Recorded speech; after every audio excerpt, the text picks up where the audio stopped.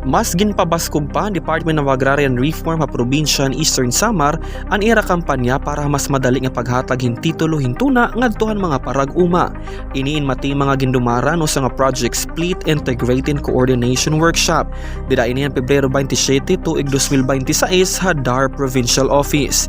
Ang nasabing aktibidad in kabahin ng padayon nga tinguhaan a ahensya nga mas mapakusog ang kolaborasyon han kada departamento ngan mas maging mapaspas pa ang mga aktibidad ha ilarom han support to parcelization of lands for individual titling kon split project.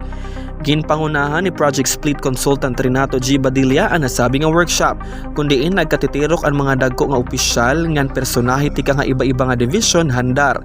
Tumong hini nga i-align ang mga estratehiya ngan pakusgon ang coordination mechanisms agud waray maging ulang ha operasyon ha uma.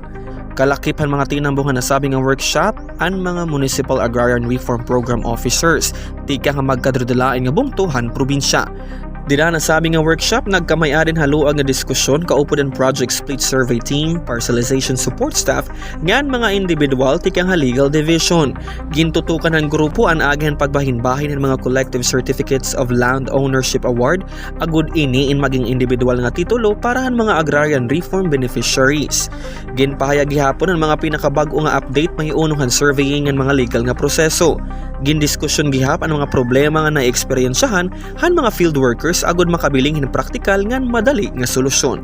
Pinaagi nga open dialogue in pamatudan han DAR Eastern Samar nga ang pagkaurusan technical, legal ngan field operations amo ang susi para mas epektibo nga serbisyo. Ini nga pitad indako nga bulig agud masiguro nga ang mga parag-uma in makakapot na han ira kalugaringon nga titulo ha tama nga panahon.